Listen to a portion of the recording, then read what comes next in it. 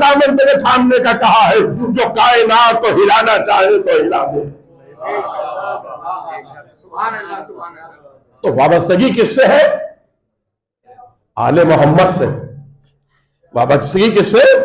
आले मोहम्मद। किसी यजीद फिरौन से नहीं, किसी शख्सियत से नहीं, बड़े बड़े अजीब जुमला कहूं, किसी अल्लामा मौलाना से भी नहीं।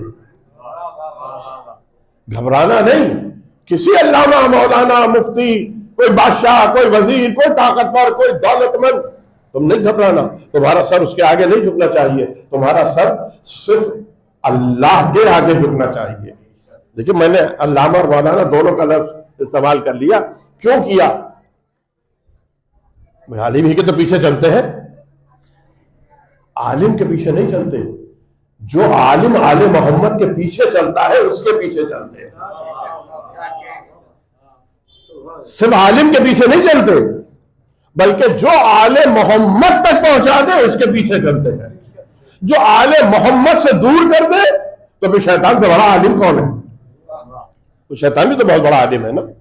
आलिम भी है और आबिद भी है, इबादत गुजार भी है, लेकिन हम इल्म और इबादत नहीं देखते, हम ये देखते हैं कि आले मोहम्मद तक कौन पहुंचा रहा है। अब दूसरी बात अर्ज करूं, कमजोर इंसान है, बड़ा कमजोर, दरख्त के आगे पत्थर के आगे झुकने वाला, लेकिन इंसान की फितरत है मदनियत तबाह है। मदनियत तबाह जरा मुश्किल लफ्ज मैंने उर्दू का इस्तेमाल कर दिया नौजवानों के लिए, यानी मिलजुल के रहने का आदी है, जिसे आप अंग्रेजी जबान में सोशल एनिमल कहते हैं। यानी इंसान की कुछ सलाहियतें एनिमल की है और कुछ इंसान की है, जो एनिमल से, जानवर से बरतर है। दोनों चीजें हैं, जानवर की सलाहियतें भी हैं, खासियतें भी हैं, खुसूसियात भी हैं, और जानवर से बढ़कर इंसान की खुसूसियात भी है। वो जानवर की खुसूसियात क्या है? खाता है पीता है, जानवर भी खाता है, इंसान भी खाता है। तो अगर जिंदगी सिर्फ खाने पीने में गुजर रही है तो जानवर में और इंसान में फर्क क्या है? अगर जिंदगी सिर्फ नस्ल बढ़ाने के लिए है तो वो भी नस्ल बढ़ाता है, तो फिर इंसान को, जानवर में और इंसान में फर्क क्या है? अगर सिर्फ यह है कि किसी वाक़े से खुश हो जाए, किसी वाक़े से गमज़दा हो जाए, तो वो जानवर भी होता है, फिर इंसान में और जानवर में फर्क क्या है?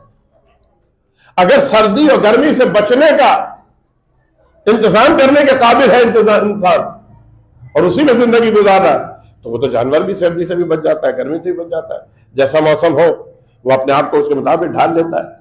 तो फिर इंसान में और जानवर में फर्क क्या है?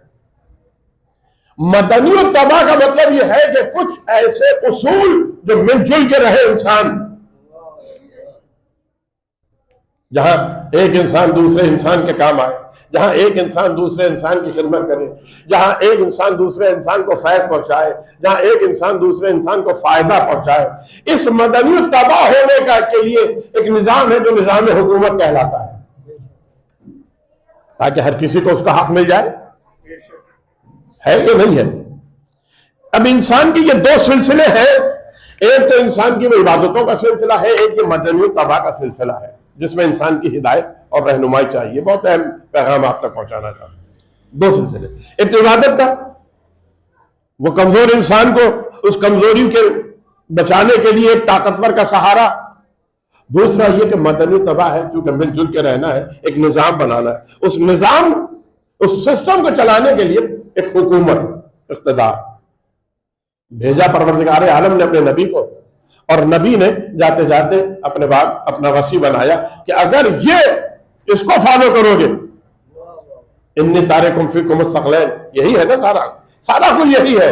लेकिन इंसान सोचता नहीं है इसमें। इन्नी तारिकुम फीकुम मुस्तक़लैन किताब अल्लाही व इतरती अहले बैती, मैं तुम्हारे दरमियान दो गिना कदर चीजें छोड़े जा रहा हूं, एक अल्लाह की किताब, एक अहले बैत। यानी ये निजाम चलाएंगे और निजाम के कानून कुरान में मौजूद है।